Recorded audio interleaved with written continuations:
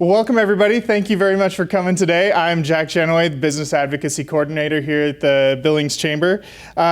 First of all, before we get into anything else, I'd like to thank our sponsors that you can see on the table tents throughout the room: CQ Fire and Safety, First Interstate Bank, KLJ, Western Security, Rocky Mountain College, Phillips 66, Riverstone Health, ExxonMobil, BNSF, Century 21 Homebrokers, Julie Seedhouse, and the MSU Billings Foundation. And of course, I'd like to thank Hilton Garden Inn for sponsoring us today.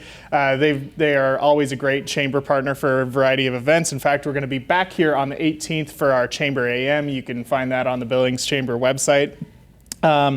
Unfortunately, Mallory Stromswald isn't able to be here today. She had a last-minute emergency come up and wasn't able to make the schedule work. I'd ask you not to hold that against her because I know she did really want to be here, and it's partially my fault that the schedule didn't work out. So. But we're going to continue on with James Revis. We are recording this event today. It'll be up on our website later.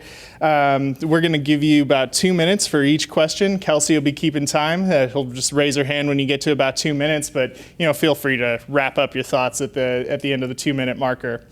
We're going to start with just kind of a little bit of an introduction. So a lot of candidates have aspired to run for office for a variety of years. Others seek to change after an impactful experience. Incumbents often seek to use their experience to help their constituents. Please feel free to introduce yourself and explain your why behind running for office. Well, first of all, Jack, thank you, and thank you to the Billings Chamber of Commerce for hosting this event. It's a great opportunity to learn about these more localized issues that don't often get as much attention as they really deserve given their importance. My name is James Revis, and I am running for House District 50. That's in Central Billings. It includes some of the South Side and about 1st to 24th Streets between Central and Custer, and then it bulges up a little bit towards Lillis Park. I graduated from Washington State University with a double degree in history and global politics. I received my law degree from the University of Montana, and then I have a master's in public administration with a focus on government management from the Middlebury Institute. I've worked as a public defender for the last decade, serving in a variety of roles. After you've been in the public defender's office that long, people start coming to you with questions and advice, and I ended up getting involved with the legislature, helping other legislators write bills behind the scenes, testify before committees. I've been doing that for the last 3 legislative sessions, and I believe I can bring some experience with my knowledge of the criminal justice system and the legal process to this role. I think also importantly, I'm a small business owner. With my business partner, Todd, we write written products for tabletop role-playing games. And it's a business that's run out of my house. And as a startup, we're really aware of all those regulations and, just anything, the administrative burden. It's a real burden. And as a small business owner, I want to absolutely keep those issues in mind as your next legislator. I am running for the legislature because I'm very concerned about the fiscal and moral direction our state is going. Billings and other cities are increasingly becoming unaffordable to live, and we really have some, our Constitution protects our privacy rights, our right to a clean, healthful environment, and I believe those things are at risk if we keep going down the path that we're going down, and I want to change that. Thank you. So to that change, what are your 3 most important policy priorities, and what do you hope will be the impact of those policy priorities if they are implemented? Okay, thank you. My 3 policy priorities or areas are affordable housing, public safety, and getting lead pipes out of our schools. So let's start with affordable housing. Housing prices are becoming They're getting a little out of control. We've got a lot of people from out of state. We have investors buying up property, which is driving up housing prices for everyday Montanans that just need a place to live. And there's a lot of reforms we can do in that direction, which I'm sure we'll get a chance to talk about. But this is using our surplus to build workforce housing, addressing zoning reform, and then we also have to address our property taxes. One of the things that I've heard repeatedly from the people that I've been talking to in the district, we have seniors who have lived in their house for 30, 40 years. They've paid off their mortgage, but property taxes are starting to price them out of their homes. They're on fixed incomes. That needs to change. We can also address our education formula so it's less dependent on the property tax structure. On public safety, as a public defender for the last 10 years, I've really gotten some insight into our criminal justice system. We need to make sure we support funding to our local government so that our police and firefighters can adequately protect the public, because if you do not feel safe, we're not going to have a productive business climate. We also need to support our probation officers and fund cognitive behavioral therapy programs to address rehabilitation and reentry back into society. I'm also really excited to work on some long-term solutions. This is reforming our mental health care system, our juvenile justice code, and our foster care system. I have represented clients in all three of those areas. I was fortunate to get an op-ed published in the Billings Gazette that laid out my plan for really addressing our mental health and how we can restructure our system to move a little bit away from Montana State Hospital and have more community-based mental health hospitals to keep people plugged back into the community.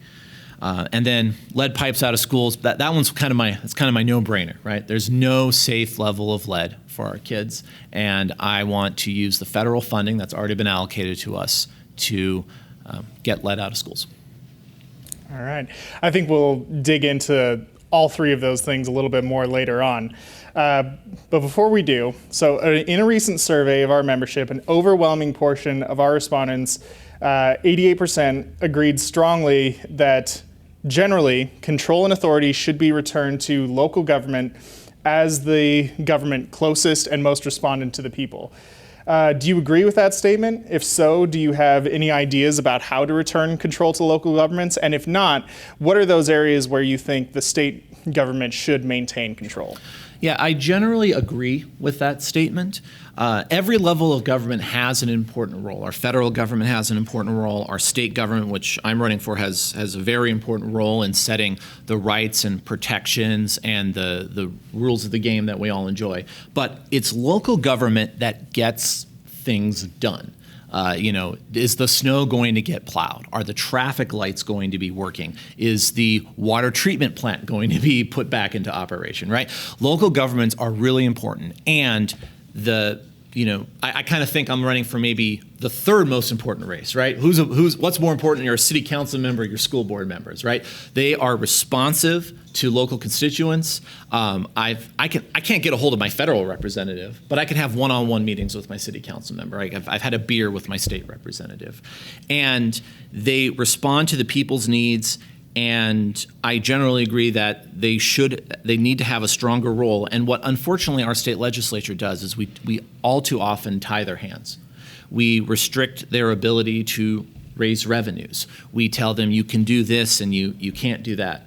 We obviously need to have rules so there's a fair playing field, but we need to give local governments more flexibility. And that's why I would support something that's essentially called local option authority, which is giving local governments a little more control of the money that they raise. I mean, let's put it this way, right? When you stay at a Billings hotel, you eat at a Billings restaurant, you go to a Billings casino, you go to a Billings tavern, you purchase marijuana from a Billings or Yellowstone County dispensary, right?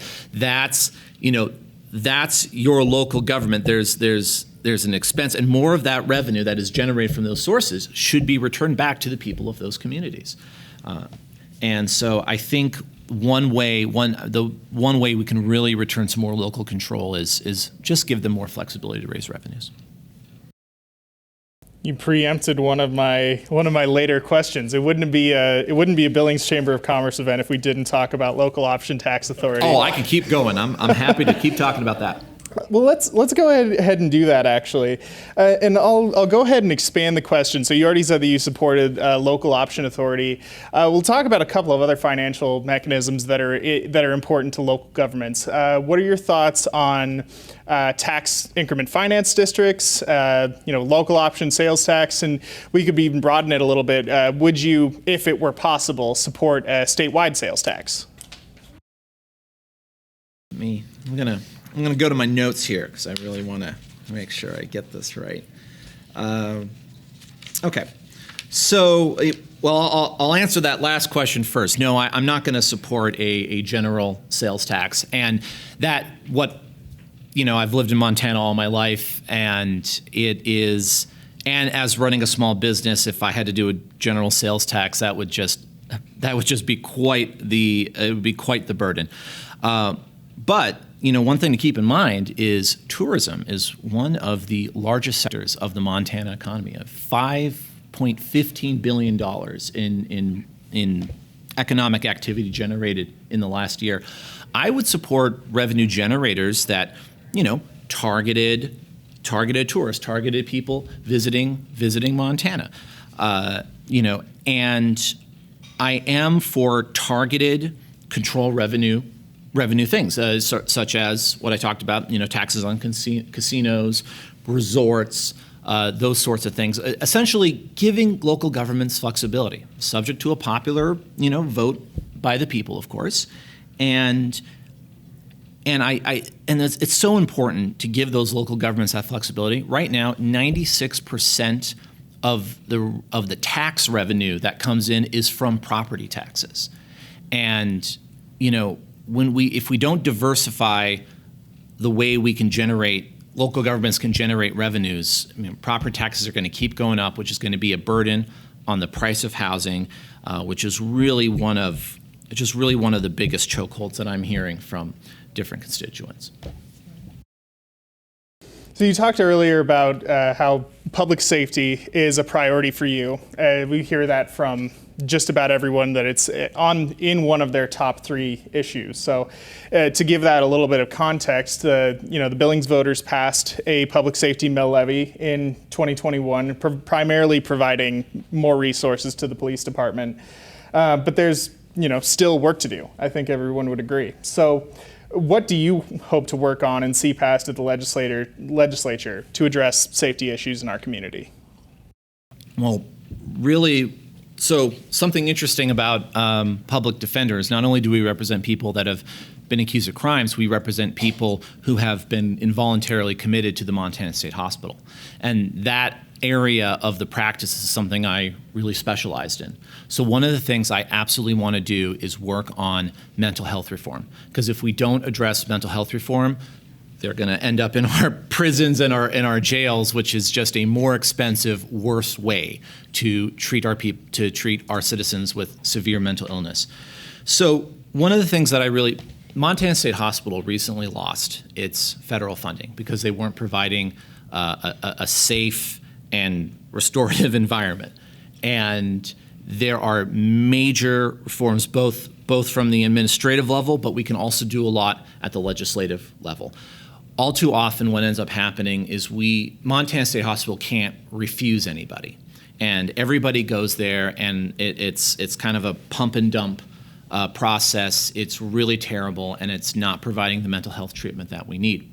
What I would support doing is establishing community hospitals, essentially mental health facilities, or mental health hospitals that are more connected to the community, keep people plugged into treatment resources, because it's not just, there is a crisis that has to be managed, but you also have to set them up for success in the long term. And that includes getting them connected to all those social services, because if people don't have, housing or, lockbox, it's called a PAC team, essentially, making sure people get their medications timely taken.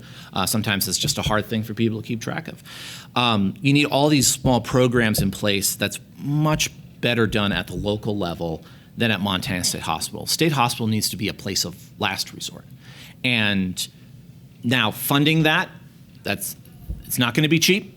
It's going to be an investment. But if we don't invest in mental health reform now, we're going to be paying it out the back end for more costs of incarceration at the state prison and other systems.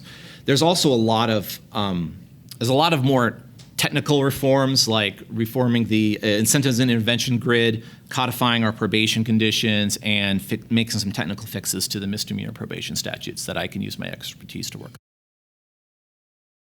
The other one of your priorities that we did want to talk about today was housing. So you talked about the needs for using some of our surplus to build workforce housing and addressing some of that zoning reform. Of course, housing not only makes it more difficult for people who are already in our community to make ends meet, but it makes it difficult for businesses to grow. It makes it difficult to attract workers. So what can the legislature do to incentivize building more housing, streamlining the process, helping builders adopt new housing technologies? Great, thank you. You've really framed the question very well. We're not going to be able to hire great workers to building small businesses if people cannot afford to live here. And I want to support zoning reform, simplifying the housing permitting process, and empowering our local governments to explore creative solutions. So with zoning reform, let's reduce or eliminate minimum lot sizes, support the construction of duplexes, triplexes, accessory dwelling units, right? You can build a little lot for grandma to stay in while you stay in the other house, right? I want creative solutions. We can revisit height limits, whatever we can do to get denser zoning, because if we can increase the housing supply, that will reduce that market pressure on those prices, and we can have more affordable rents, more affordable mortgages. I'm willing to listen to both sides on what we can do about the housing permitting process. Obviously, we don't want our development to damage the environment, but if environmental permits are just being used as a way to block housing development, I think I'm open to reforms on that front. And we want to empower our governments to do creative housing solutions. One thing I've heard about is community land trusts. Essentially, this is a system where the city owns the land, but the resident owns the house. And that's a potentially exciting tool because you can build houses that are affordable, but they own and they can sell them, but it takes it a little bit out of that investor market. Because I see housing as a human right, where people need to be able to live in a house, and when it's there's a place obviously for investment and all of that, but people need a place to live and they need an affordable place to live. And of course, anything we can do on supporting housing technologies, I'm absolutely in support of that. All right. We'll open it up for questions from the audience here in just a second, but I do have one more question that I'd like to ask first. Another thing that a lot of people are, another area where a lot of people are finding it hard to make ends meet is with gas prices and energy costs. And global crises have highlighted the need to expand domestic energy production and transition to renewable energy sources. So, what can the legislature do to ensure that we have access to affordable and reliable energy while planning for a transition to a less carbon-reliant energy future? Yeah, absolutely. So I think you hit the nail on the head, right? We have important energy needs right now, but we are transitioning to a cleaner energy future. So I, of course, am in support of solar and wind and geothermal energy and hydroelectric energy. I'm also in support of safe nuclear energy. What we have right now, we've got one of the things that coal and oil and gas provide. They provide something basically called baseload power. Their advantage is that they can be built anywhere and provide a steady source of energy, and that's going to be an important part of our energy diet. But nuclear has a real opportunity to replace a huge component of that baseload energy, and we can have a cleaner environment as a result. But we really are transitioning to renewable sources, and even though solar and wind, and you can only build a hydroelectric dam in so many places, right? But that's going to be an increasingly large part of our energy diet. And there's some really exciting reforms. I think it's called net metering. Essentially, I'd like you to make it as easy as possible to put a solar panel on your house and then plug it in and then get money off of your electric bill. I'd like to make that as easy as possible. So when you get your electric bill, you see how much your bill went down because of your credit. I also just, let's not have the legislature block federal dollars that are already coming our way. So, with the infrastructure bill, we're getting money to build electric charging stations, that can complement the gas stations. If the Inflation Reduction Act gets passed, there's going to be substantial credits to facilitate the purchase of electric vehicles and hybrids. The future that I really want to envision is I would love to have a solar panel installed on the rooftop of my house, and then I drive home in my hybrid, I plug in my hybrid, and the sun is gassing up my car. And I think that's a really exciting future to look forward to. All right, let's open it up for questions from the audience. Any burning questions? Yes. All right, I'm gonna go ahead and try to repeat the question for the benefit of the folks that are going to be watching later. Given that property taxes generally get passed on to renters, how do you plan to address the consistent rise in property taxes and commensurately rents? Okay, thank you. So I will, I still support, I think that's it's a good angle on it because I'm a renter myself. And I do know that property taxes, when they go up, do get passed on the renter. So, of course, I want to address that. But, of course, you make a good point. What if they go down? Well, I'll put it this way. So one of the things I support for addressing our property taxes is an expansion of PTAP, a Property Tax Assistance Program. Essentially, it's essentially a percentage cut that reduces the amount of property taxes that you have to pay. I would want to expand that to the middle class for primary residents. I'd also like to tweak it to support renters. So I would think if we do any kind of tax relief, right, that is going to landlords, it comes with a string, and the string is you can take the tax benefit, but you can't raise the rent, or you're going to have to reduce the rent. Now, if you need to feel like you have market pressures to increase the rent, that's fine. You're just not going to get a tax break for it. And the other thing we need to do is we got to give local governments those creative options. I mean, unfortunately, the legislature in the last session passed House Bill 259, which restricted local governments from offering affordable housing options. That's something that could have been used to help control or address the price of rent. Don't put the words rent control in my mouth. I'm not a rent control person because that will hurt some people and help others. But we want to give local governments the tools to address affordable housing, and we just we passed some unfortunate bills in the last session that kind of hypercharged our eviction process that made it easier to just it kind of shortcuts our legal process for addressing landlord-tenant violations, and we weakened some of the protections that are in the Landlord-Tenant Act. And when we weaken those protections, it's going to be easier to remove the tenant and then raise the rent for the next person down the road. I don't support that. Any other questions? What are your views on sober living houses, and how would you propose perhaps regulating them to a greater degree? Well, I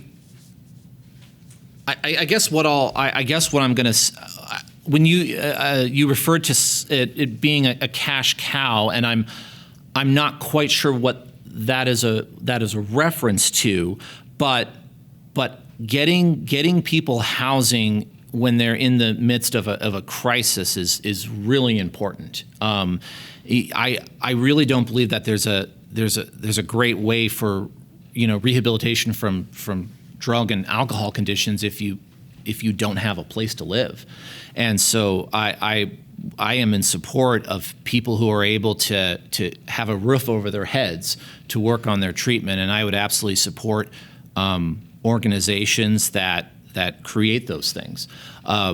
Oversight, of course, we want to make sure that anybody who's running those homes is not gouging the taxpayer, right? We want to, if they're a nonprofits, books are open for inspection. I'd certainly be in favor of oversight of that. But yeah, I would absolutely support sober homes to help people get a leg up so they can succeed. So this is a question to go back to housing a little bit. You talked a little bit about zoning reform earlier. How do you deal with the folks who do not want to have change take place in their neighborhood? Yeah, I definitely throw myself in the YIMBY camp, as it's been called recently. We really zoning boards are really important, and you know there's character of the community. That's an important thing to address. But we need to really take a new look at how we do zoning in the state of Montana, because there are too many things that require an exemption and an appearance before the zoning board. And when that happens, the people who are, really riled up show up and protest before the zoning board, and it blocks a lot of housing development.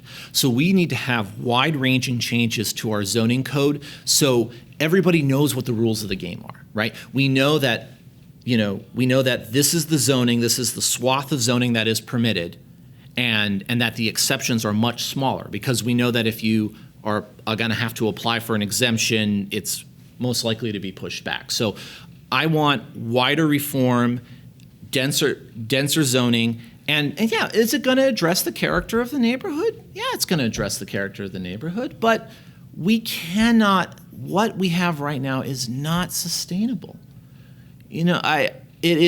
Prices are going up. People cannot afford their rents, and we have to make a change. And we have such great resources here in Billings and in other cities, and I just don't want it to be the luck of when you got into the housing market is what determines the outcome of the health of the city. And so, yeah, I definitely support denser housing and zoning reform. What is the mechanism you'd like to see the state legislature use to achieve that?